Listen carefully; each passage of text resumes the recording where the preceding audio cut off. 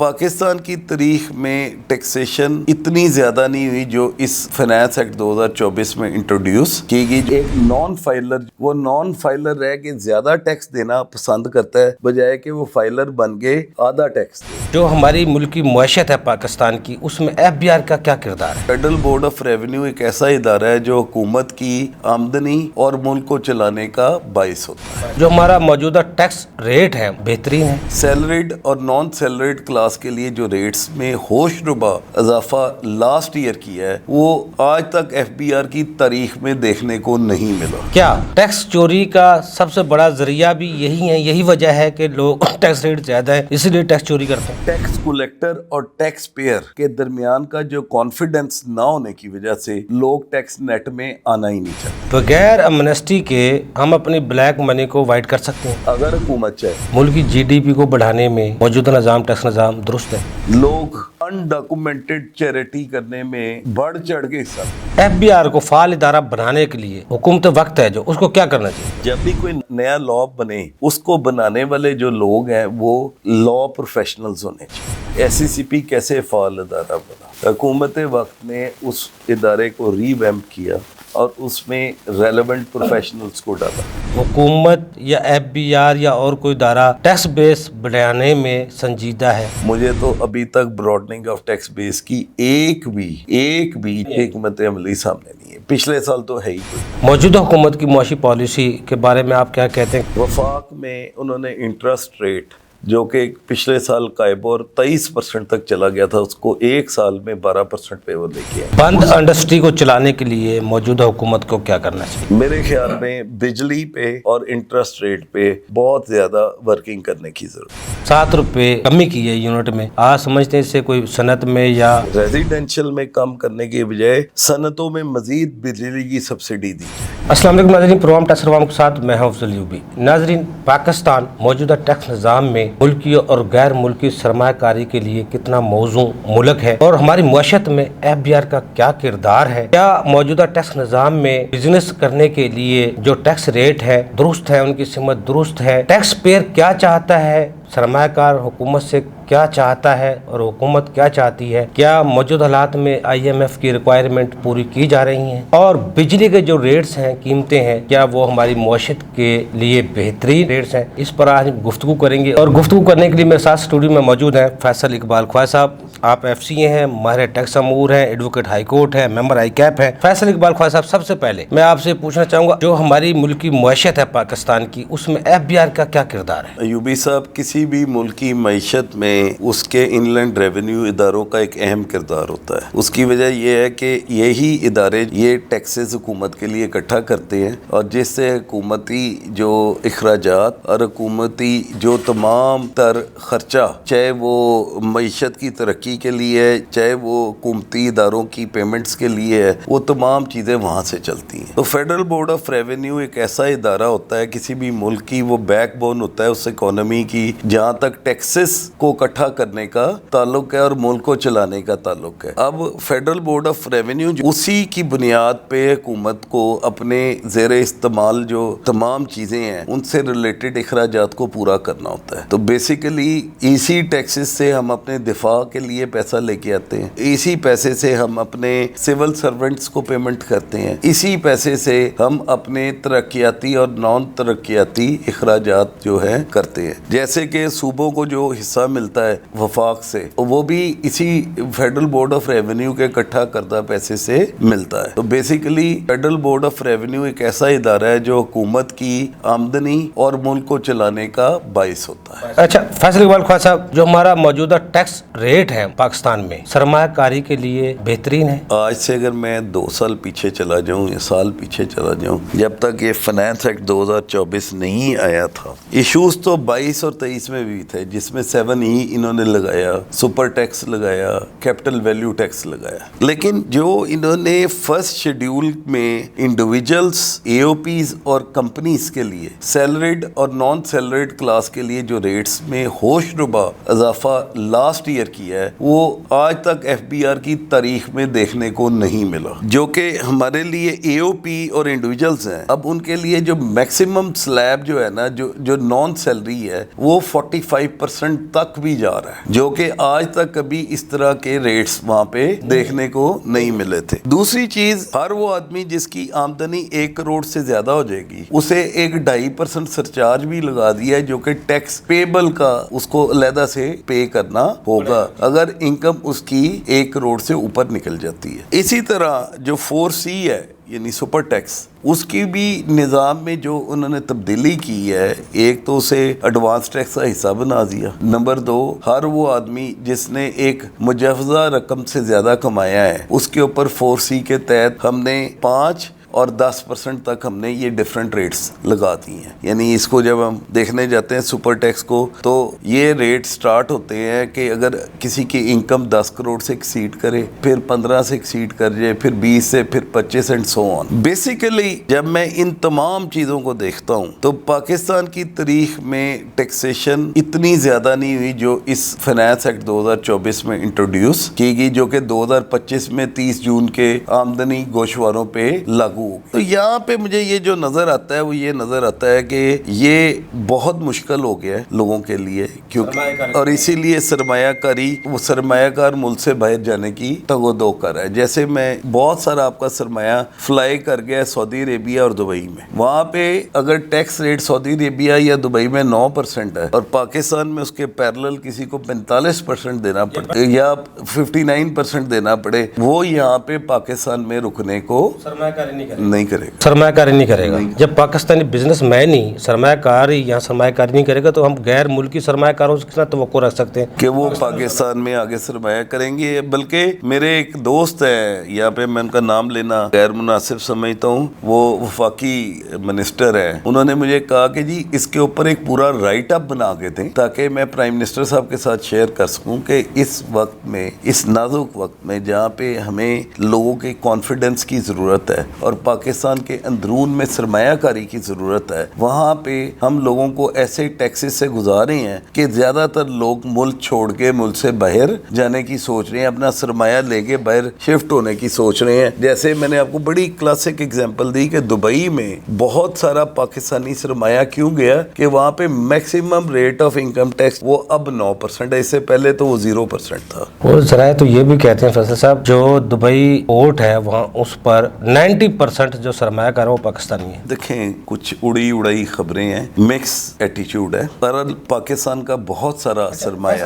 یہ tax rate جس طرح آپ کہہ رہے ہیں بہت زیادہ ہے, کیا ٹیکس چوری کا سب سے بڑا ذریعہ بھی یہی ہے, یہی وجہ ہے کہ لوگ ٹیکس ریٹ زیادہ ہے اسی لیے ٹیکس چوری کرتے ہیں؟ یہ ٹیکس ریٹ تو میں نے آپ کو بتایا فائنانس ایکٹ 2024 میں انکریز ہوئے ہیں. اس سے پہلے ٹیکس کلیکٹر اور ٹیکس پیئر کے درمیان کا جو کانفیڈنس نہ ہونے کی وجہ سے لوگ ٹیکس نیٹ میں آنا ہی نہیں چاہتے. ایک نان فائلر, وہ نان فائلر رہ کے زیادہ ٹیکس دینا پسند کرتا ہے بجائے کہ وہ فائلر بن کے آدھا ٹیکس دے. اس کی وجہ کیا ہے کہ ٹیکس کلیکٹر کا ایٹیچیوڈ جو پاکستان میں ہے وہ مجبور کرتا ہے کہ ہر آدمی کو ڈاکومنٹڈ اکانومی کا حصہ ہی نہ بنے اور ٹیکس چوری کرے. وجہ کیا ہے, میں نے اگر اپنا گوشوارہ بھرا 1 لاکھ روپے انکم ڈکلیئر کر کے, اگر وہ کسی صورت میں آڈٹ میں آ گیا یا امینڈمنٹ آف اسیسمنٹ میں آ گیا تو انہوں نے وہ 1 لاکھ انکم کبھی بھی نہیں ماننی چاہے وہ بالکل درست ڈکلریشن ہو. تو بیسیکلی جو ٹیکس کلیکٹر اور ٹیکس پیئر کے درمیان کا لیک آف کانفیڈنس ہے, یہ مین وجہ ہے پاکستان میں ٹیکس چوری اور انڈاکومنٹڈ اکانومی کی, جس پہ ہم نے آج تک کوئی پلاننگ نہیں کی, ہم نے کوئی ایسے سٹیپس نہیں لیے جس کی وجہ سے ٹیکس پیئر کا کانفیڈنس بحال ہو اور وہ زیادہ سے زیادہ لوگ جو ہیں وہ ٹیکس دھارے میں آئیں. میں نے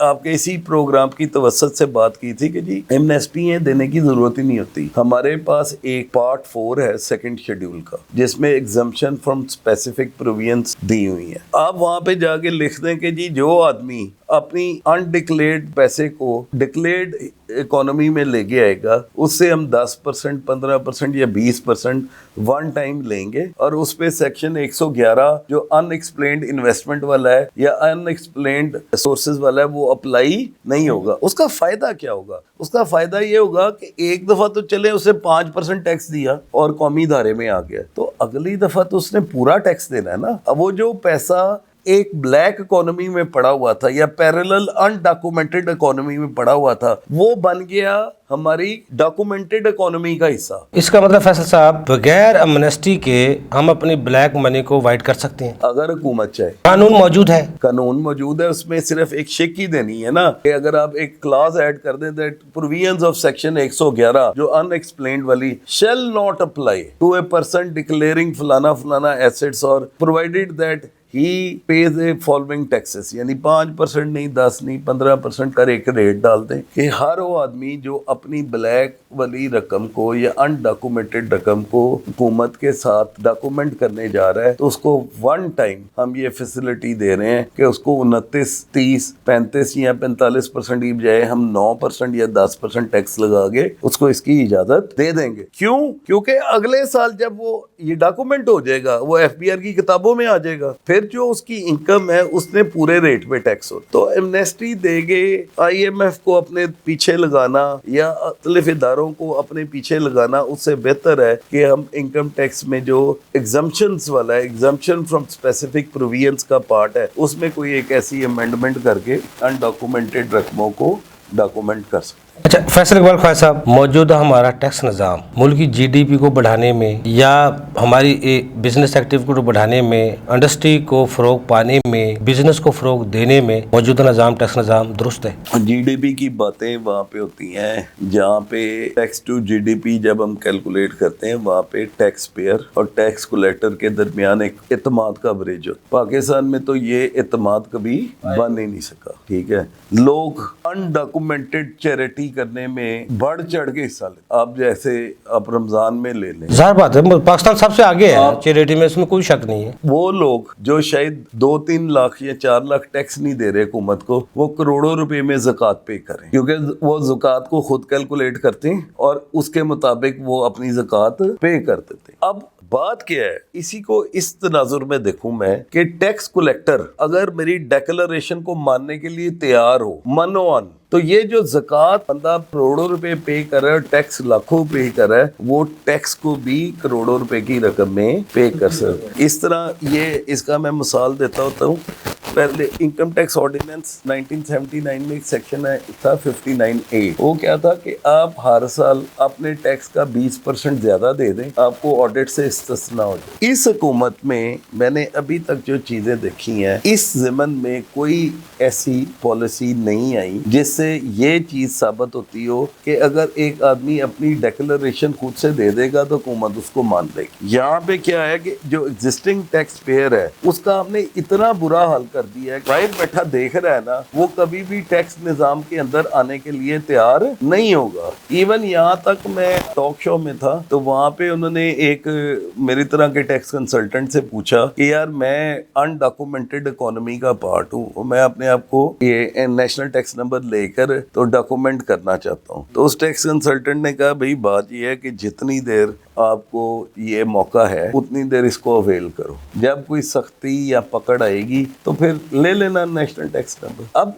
जब एक ऐसा जो कि टैक्स कंसल्टेंट है वो इस तरह की बात करेगा तो जो टैक्स पेयर है वो टैक्स कलेक्टर पे कब कॉन्फिडेंस करेगा? ये हुकूमत की नाकस पॉलिसियों की वजह से है या FBR के अफसरान का अपना रवैया ऐसा है, हमारा कानून ऐसा है? मैं इसको कहता हूँ लैक ऑफ अकाउंटेबिलिटी। अब एक अफसर है, पिछले दिनों मैं एक ऑर्डर से गो थ्रू कर रहा था, मैंने उसे अपील में चैलेंज किया। उसमें उन्होंने क्या किया था, एक इंडिविजुअल की तकरीबन 1 बिलियन की एडिशन कर दी, उसकी सारी वेल्थ स्टेटमेंट जोड़ दी, उसके तमाम रेवेन्यूज ऐड कर दिए, ठीक है, और कोई ऐसा हेड ऑफ अकाउंट नहीं छोड़ा जिसको उस अफसर ने टैक्स नहीं किया। उसने इवन ये भी नहीं सोचा कि इनमें से कुछ एसेट्स ब्रॉड फॉरवर्ड हैं और वो उन सालों से हैं जो टाइम बार्ड हो चुके हैं और चलते आ रहे हैं, उसने उनको भी टैक्स लगा दिया। अब जब अपील स्टेज पे और मैंने ये चीज़ एजिटेट की एपीलेट ट्रिब्यूनल के मेंबर्स के सामने तो वो भी परेशान हो गए। अब उसने किया क्या, मेरी रिसीट्स में एक खातर खा बड़ी एडिशन कर दी, کہ جی یہ بینک کریڈٹس آ رہے ہیں تو یہ اس کو آپ ایکسپلین نہیں کر سکے. اب اس میں سے اس نے میری سیل جو ہے نا وہ 400 ملین کی تھی وہ مائنس کر دی کہ جی یہ ایکسٹرنل پارٹی ایویڈنس موجود ہے, اس کو میں مائنس کر رہا ہوں تو یہ ٹھیک ہے, اس کی میں نے ایڈیشن نہیں کرنی. باقی 600 ملین کی اس نے 111 میں ایڈیشن کر دی. اب یہ کر کے جب وہ 9ویں پوائنٹ پہ آیا تو اس نے میری ویلتھ سٹیٹمنٹ میں جو ریونیوز کے کالم میں وہی 400 ملین جو اوپر الاؤ کر رہا تھا وہ اس کو نظر آیا, اس نے نیچے اس کی بھی ایڈیشن کر دی. یعنی ایک جگہ وہ افسر مجھے وہ ریونیو الاؤ کر رہا ہے کہ یہ ڈاکومنٹڈ ہے, میں مانتا ہوں, دوسری جگہ اسی کو دوبارہ جا کے ایڈ کر رہا ہے. جب تک آپ اکاؤنٹیبلٹی کا پروسیس نہیں لائیں گے, یہ جو آرڈرز ہو رہے ہیں ان کی آپ کوالٹی کو نہیں دیکھیں گے اور اس کا کوئی مجوزہ نظام نہیں لائیں گے کہ ایک افسر اگر بلا وجہ ایک بہت بڑی ڈیمانڈ کھڑی کر دیتا ہے تو سب سے پہلے تو یہ ہونا چاہیے جو کمشنر کنسرنڈ ہے وہ اس کے آرڈر کو منگا کے دیکھے کہ کیا یہ ٹیسٹ آف اپیل سروائیو بھی کر سکتا ہے. اگر وہ ٹیسٹ آف اپیل ہی نہیں سروائیو کر سکتا تو اس آرڈر کو خود ریکٹیفائی کر دیں, اس افسر کو اکاؤنٹیبل کریں, تاکہ اس طرح کی ایگزامپلس آپ سیٹ کریں گے تو پھر کیا ہوگا, پھر یہ ہوگا کہ ٹیکس پیئر بھی آپ پہ اعتبار کرے گا. اور میں آپ کو ایک نہیں, اس پچھلے 6 مہینے میں نمبر آف آرڈرز جہاں پہ افسروں نے بلا وجہ ایڈیشنیں کی اور وہ ساری کی ساری ایڈیشنیں اپیل سٹیج پہ جا کے ختم ہو گئی. فیصل اقبال خان صاحب, پھر اصل مدعا یہ ہے ایک 16 گریڈ کا آفیسر, انسپیکٹر یا سینئر ایڈیٹر کا فیصلہ, اسیسمنٹ کیا ہوا آرڈر اس نے ٹربیونل سے لے کے ہائی کورٹ اور سپریم کورٹ کو باندھا ہوا ہے. ایک سب انسپیکٹر کے سینئر ایڈیٹر کے فیصلے جو ہائی کورٹ سپریم کورٹ درجہ ختم ہو جاتے ہیں ان کی زیادہ 16 گریڈ کے افسر کی زیادہ اہمیت ہے کہ 22ویں گریڈ کے افسر کی اہمیت زیادہ ہے؟ دیکھیں بات سمپل یہ ہے, ایک وہ ایس ایچ او ہے نا اس کا اور سپریم کورٹ کے جج کا کوئی موازنہ نہیں کیا جا سکتا. ضمنی اس نے لکھی, لکھ کے انویسٹیگیشن آئیو نے کی, وہ کر گئے تو جا کے اس نے دے دی یہاں پہ سیشن کورٹ. سیشن کورٹ سے اس بندے کو سزا ہوئی یا نہیں ہوئی, اگر ہوگی تو اس میں اپیل سٹیج ہے. اب سیشن کورٹ کے بعد آتا ہے ہائی کورٹ, ہائی کورٹ کے بعد آتا ہے سپریم کورٹ. اب سپریم کورٹ میں اگر وہ بندہ بری ہو جاتا ہے یا بے گناہ ہو جاتا ہے تو جس بندے نے یہ کیس بنایا تھا اس کی اکاؤنٹیبلٹی کیا ہے سسٹم میں, یہی بات ہمارے ٹیکسیشن آفیسر پہ فکس ہوتی ہے. اور سب سے زیادہ کمزوری بھی ہمارے بد اعتمادی کا بھی مظہر یہی ہے. جو ٹیکسیشن افسر ہے سب سے پہلے ہمیں یہ دیکھنا ہے اس کا جو آرڈر ہے اس کی کوالٹی کیا ٹیسٹ آف اپیل کو سروائیو کرتی ہے یا نہیں کرتی. اگر ایک افسر ہے, آپ یہ دیکھیں جی ایک عرصہ پہلے کی بات ہے, ارلی 90s میں یا مڈ 90s میں یہ فیصلہ ہوا تھا کہ وہ افسر جس کے 3 فیصلے اپیل میں سے ٹوٹ جائیں گے اس کی اے سی آر پہ ایک ریڈ کراس لگ جائے گا, اس کی ترقی نہیں ہوگی. اب یہ ساری چیزیں آج تک کیوں نہیں ہوئی, یہ میں آپ کو 1995-96 کی بات کر رہا ہوں. یہی وجہ افسران کے حوصلے بلند ہوتے گئے, ٹیکس پیئر کے حوصلے پست ہوتے گئے. اب دیکھیں سملرلی جب میں کہتا ہوں نا سیل ٹیکس ریفنڈز میں لوگوں کو پکڑتے ہیں, سیکشن 38 لگاتے ہیں, وہاں پہ ریڈیں کرتے ہیں, ریکوریز کرتے ہیں, ہم اپنے سسٹم کو کیوں نہیں بدل لیتے؟ فیصل صاحب بریک کا مجھے کہا جا رہا ہے, بریک سے پہلے آپ کی طرف ایک سوال چھوڑ رہا ہوں. فیصل اقبال خان صاحب یہ بتائیے گا, حکومت جو بھی آتی ہے وہ نعرہ بھی لگاتی ہے, دعویٰ بھی کرتی ہے, ایف بی آر میں ریفارمز کا اور اصلاحات کا عمل جاری بھی رہتا ہے. آپ کیا سمجھتے ہیں 78 سالوں میں واقعی کوئی ایف بی آر میں ریفارمز یا اصلاحات کی طرف ہم راغب ہوئے ہیں یا قدم رکھا ہے یا ابھی تک سوچنے پر مجبور ہے؟ ناظرین چھوٹا سا کمرشل بریک, ہمارے ساتھ رہیے گا.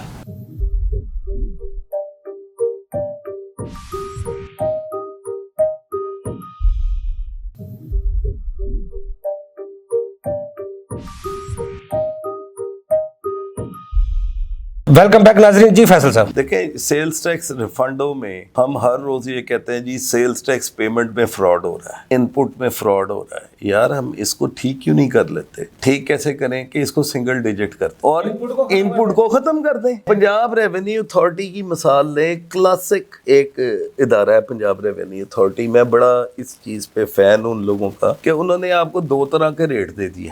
ایک اگر آپ نے ان پٹ لینا ہے, دوسرا جو آپ نے ان پٹ نہیں لینا. اگر آپ نے ان پٹ نہیں لینا تو 5% ٹیکس دیں, ختم. اب آپ فیڈرل کی سطح پہ اس چیز کو کیوں نہیں ایکسرسائز کرتے؟ آپ کہیں جی ہر اسٹیٹ سٹیج پہ ہم نے جو ٹیکس لینا ہے وہ ریفنڈ نہیں ہوتا. آپ نظام کو خود کرپشن کی طرف لے کے جا رہے ہیں. آپ ایکسپورٹر سے کیوں ٹیکس لیتے ہیں؟ جب آپ نے کہا ہے کہ ایک آدمی ایکسپورٹ کرے گا تو اس کا سیل ٹیکس 0 ریٹ ہوگا. اب ایک آدمی نے جس نے ایکسپورٹ کے لیے را مٹیریل خریدنا ہے اس کو ہم کہتے ہیں پہلے تو 15 یا 17 یا 18% ٹیکس دے دے, جب تو ایکسپورٹ کرے گا ہم تجھے یہ پیسے واپس کر دیں گے. اب وہ کیا ہوتا ہے, اس ایکسپورٹر کی کیش فلو سٹک ہو جاتی ہے ساری. اس سے کیا ہوتا ہے, اس کی کاروباری طاقت کم ہوتی ہے, سرمایہ کم ہوتا ہے. اب وہ جب ٹیکس واپس لینے جاتا ہے تو یہ ویریفیکیشن میں بیٹھ جاتے ہیں کہ بھائی یہ ٹیکس دینا ہے یا نہیں دینا. اور بھائی ایک اس سے بانڈ بنواؤ. بانڈ کیا بنوانا ہے کہ یہ تم نے جو میرے سے پرچیزز کر رہے ہو نا, یہ سارے اس سے اتنے % ویلیو ایڈ ہو گئی, یہ سارا ایکسپورٹ ہو جائے. اس کو پرچیز پہ بھی ٹیکس مت لگاؤ جو تمہیں واپس کرنے میں تکلیف ہو.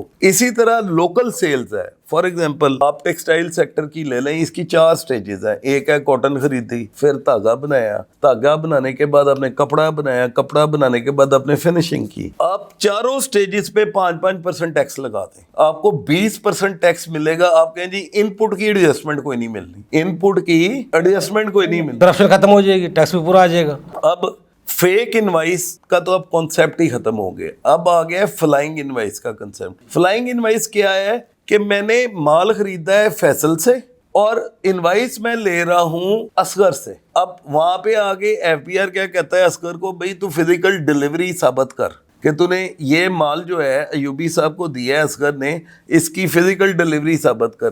آپ اتنے کنجیشن والے کام میں پڑتے کیوں ہیں؟ آپ کہیں جی ایک سٹیج پہ 5% ٹیکس ہے اور کوئی ان پٹ نہیں ہونا. آج آپ کی یہ فلائنگ انوائس ختم ہو جائے گی. کوئی بندہ فلائنگ انوائس کی طرف جائے گا ہی نہیں, کیونکہ ایک آدمی کو, کاروباری کو جب پتہ ہوتا ہے نا مجھے اتنے % ٹیکس لگنا ہے, وہ اسے اپنی کاسٹ میں ڈال دیتا ہے. یہ تو ایف بی آر کا کام تو نہیں, یہ تو حکومت کا کام ہے. یہی میں کہہ رہا ہوں. آپ نے میرے سے سوال یہ کیا ہے کہ حکومت وقت کو کیا کرنا چاہیے. میں ایف بی آر کے افسروں کی بات نہیں کر رہا. ایف بی آر کے افسر, ان کا کام ہے لا کو امپلیمنٹ کرانا, ان کا کام لا بنانا نہیں ہے. لا بنانے کے لیے ہمارے پاس ایک پلاننگ کمیشن ہونا چاہیے جو کہ پاکستان کے تمام چیزوں کو مد نظر رکھتے ہوئے پلان کرے کہ جو حکومت کو ٹیکس کلیکٹ کرنے کے لیے کن کن سیکشنز کی ضرورت ہے, انکم ٹیکس, سیلز ٹیکس اور ایکسائز, اور اس کو آسان بنائیں. آسان کیا ہے, فار ایگزامپل آپ 5% ٹیکس لگا دیں کہ جی سیل ٹیکس دینا ہے, ہر آدمی دے گا, کوئی نہیں ویٹ کرے گا. فیصل صاحب,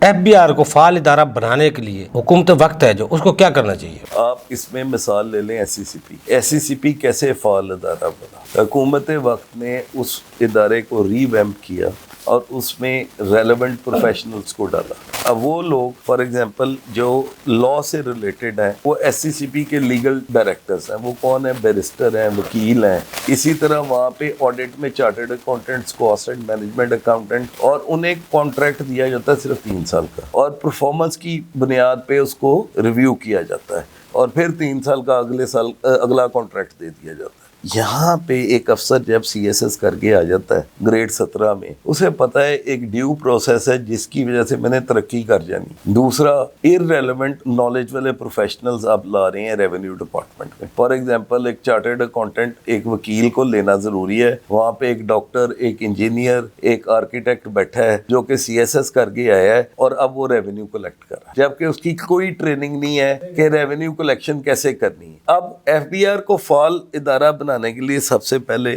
ہمیں 2-3 چیزوں میں بہت زیادہ ورک کرنے کی ضرورت ہے. نمبر 1, جب بھی کوئی نیا لا بنے اس کو بنانے والے جو لوگ ہیں وہ لا پروفیشنلز ہونے چاہیے. یہ ضرورت وقت ہے کہ ان کو پاکستان کے سرکمسٹانسز کا پتہ ہو اور یہ پتہ ہو کہ کیا یہ لا ہم امپلیمنٹ بھی کروا پائیں گے کہ نہیں. اب آپ کیا کرتے ہیں, آپ ایک آرڈیننس دیتے ہیں, اس میں آپ 10 یا 12 شکے ڈالتے ہیں, ہم اس کے اوپر لیکچر دیتے ہیں, بہت کچھ کرتے ہیں, اور جب وہ ایکٹ بن کے آتا ہے تو وہ شکے اس میں موجود ہی نہیں ہوتی, کوئی نئی شکے پڑ جاتی. مجھے یہ بتائیں کیا یہ کوئی مذاق ہے قانون بنانا, یا قانون سازی کوئی مذاق ہے؟ آپ ایک قانون سازی کے دور سے گزر रहे हैं तो आपने जो स्टेक होल्डर से मशवरे के साथ अमेंडमेंटें प्रपोज की हैं उनको ही कैरी आउट करना चाहिए, ना कि नए सिरे से कोई ऐसी चीजें आ जाए जो कि आपके प्रपोज बिल में डिस्कस्ड ही नहीं हुई और वो एक्ट का हिस्सा बन गई। दूसरी चीज जो सबसे इंपॉर्टेंट है इसमें,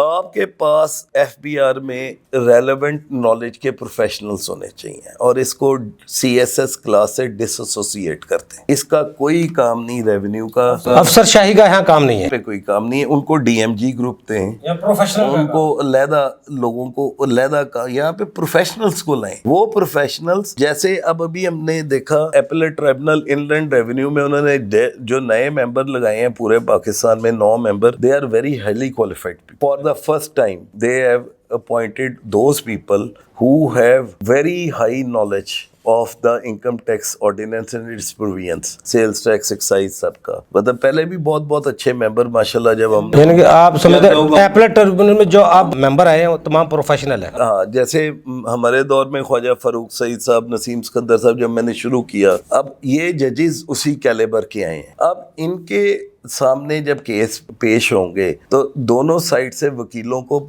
प्रॉपर तैयारी करके आनी पड़ेगी। लेकिन ये सबसे ज्यादा फिर डिपार्टमेंट के खिलाफ फैसले होंगे क्योंकि ला के कानून को तो वो लोग जानते हैं। ये नहीं कहा जा सकता। देखें, कई जगह डिपार्टमेंट के भी जो फैसले होते हैं बड़े मुस्तनद होते हैं और उनको जब पेश किया जाता है, बेसिकली डिपार्टमेंट में एक ही प्रॉब्लम है। एपीलेट ट्राइब्यूनल को जब मैं देखता हूँ, उनका जो डीआर है ना वो प्रिपेयर्ड ही नहीं होता। वो बेचारा क्या करे। मैं जब एपीलेट ट्राइब्यूनल में पेश होता हूँ तो मैंने एक केस को 4-5 दिन तैयार किया होता है। वो जब सुबह आता है उसको कोई 20 ब्रीफ पकड़ा दिए जाते हैं। अब उन 20 ब्रीफों में क्या तैयारी करेगा। तो बेसिकली मैं ये जो आपको समझाने की कोशिश कर रहा हूँ वो ये कर रहा हूँ कि हमें एफबीआर में प्रोफेशनल लोगों की जरूरत है। अच्छा, मौजूदा जो एफबीआर का ढांचा है सर, मौजूदा हालात में हुकूमती जो टैक्स टारगेट है उसको पूरा करने में फाल है? टैक्स टारगेट पूरा करना ये मेन ऑब्जेक्टिव नहीं होना चाहिए। मेन ऑब्जेक्टिव होना चाहिए कि ये टैक्स टारगेट पूरा हो एक large number of tax payer से। आप एग्जिस्टिंग टैक्स पेयर को कितना निचोड़ेंगे। सो बेसिकली सबसे पहले ज़रूरत है हमें नए टैक्स पेयर तलाश करने के लिए, और उसके लिए एक फाल इदारा विद इन एफबीआर बनाना बहुत ज़रूरी है। फैसल इकबाल खान साहब, आप समझते हैं हुकूमत या एफबीआर या और कोई इदारा टैक्स बेस बढ़ाने में संजीदा है? अभी तक तो जो पिछला मैंने बजट देखा है और अब जो आ रहा है बजट जिसमें मैं सजेशंस को देख रहा हूँ, मुझे तो अभी तक ब्रॉडनिंग ऑफ टैक्स बेस की एक भी जो है हिकमत अमली सामने नहीं है। पिछले साल तो है ही कोई। यानी कि जिसको डायरेक्टरेट बनाया गया बीटीबी को, आज तक उसकी परफॉर्मेंस है कारकर्दगी। आप क्या कर रहे हैं, अब हर साल सप्लाई का रेट 1% बढ़ा देते हैं, सर्विसेज का रेट 1% बढ़ा देते हैं, कॉन्ट्रैक्ट का रेट 1% बढ़ा देते हैं। आप जो टैक्स के रेट फर्स्ट शेड्यूल में दिए हैं उनमें 5% का इजाफा कर देते हैं। आपने एग्जिस्टिंग टैक्स पेयर को बनाया हुआ है एक सीढ़ी, और फिर आपने क्या किया है, सप्लाई हो, कॉन्ट्रैक्ट हो, सर्विसेज हो, इन सबको मिनिमम टैक्स कर दिया, इंपोर्ट हो। अब आप तो बेसिकली सिर्फ क्या कर रहे हो, रेवेन्यू कलेक्ट करने पे गौर करें। आप ये गौर नहीं कर रहे कि इस रेवेन्यू को ज्यादा लोगों से कम तादाद में पर पर्सन कैसे कलेक्ट किया जा सकता। आपका सारा का सारा फोकस ये है कि मेरा रेवेन्यू टारगेट पूरा हो जाए, अल्लाह अल्लाह खैर से। ये कैसे पूरा होता है इसके बारे में हम नहीं सोचते। हुकूमती एक मुआशी पॉलिसी होती है, मौजूदा हुकूमत की मुआशी पॉलिसी के बारे में आप क्या कहते हैं? क्या वाकई ये मुल्की मुआशत को फ़रोग देने में किरदार अदा कर रही हैं? देखिए जी, मौजूदा हुकूमत का मैं मुतरफ हो गया। वो कैसे? वफाक में उन्होंने इंटरेस्ट रेट जो कि पिछले साल काइबोर 23% तक चला गया था, उसको एक साल में 12% पे वो लेके आए। तो बढ़ाया, एक साल में तो बढ़ाया गया था वो। आपने चीज़ें देखनी होती हैं। आपने मुझे पूछा कि वो उनकी क्या परफॉर्मेंस है। देखें, 2-3 चीज़ें इंडस्ट्री चलाने के लिए ज़रूरी है। एक, इंटरेस्ट रेट सिंगल डिजिट में आ जाए, जो आ जाना। 2, बिजली सस्ती हो जाए। और 3, एक माहौल बना दिया जाए बिजनेसमैन के लिए कि वो आज़ादाना तौर पे बिजनेस कर सके। अभी तक पहली 2 चीज़ों में ये हुकूमत बहुत कामयाब। तीसरी चीज़ है माहौल, उसको क्रिएट करने में अभी तक ये कुछ अरसे तक नाकाम रहे हैं। اب آگے چل کے سننے میں آ رہا ہے کہ یہ جو اگلا بجٹ آئے گا اس میں یہ اکانومی کا پہیہ چلانے کے لیے بزنس مین جو لوگ ہیں ان کو یہ انسینٹیوائز کریں گے، یعنی کہ بزنس دوست بجٹ پیش کیا جائے گا۔ اچھا فیصل صاحب، آپ نے پالیسی ریٹ کی بات کی، 12% پالیسی ریٹ ہوا، اس کا کوئی عوام کو فائدہ ہوا ہے؟ دیکھیں جب 24% ریٹ آف انٹرسٹ ہو گیا تھا، کسی بھی آدمی نے اپنا پیسہ کسی کاروبار میں کیوں لگانا ہے؟ اگر اسے گھر سوئے ہوئے 24% مل جائے گا، وہ پیسے بینک میں رکھے گا اور اس کے اوپر پروفٹ آن ڈیٹ کھاتا رہے گا اور اس کا ٹیکس دے گا۔ اب یہ جب 12% ہوا ہے نا، تو جتنے لوگوں کے پیسے بینکوں میں پڑے تھے اب وہ نکل رہے ہیں کنسلٹنٹس کے پاس بزنس کو ڈسکس کرنے کے لیے۔ یعنی جب یہ پیسہ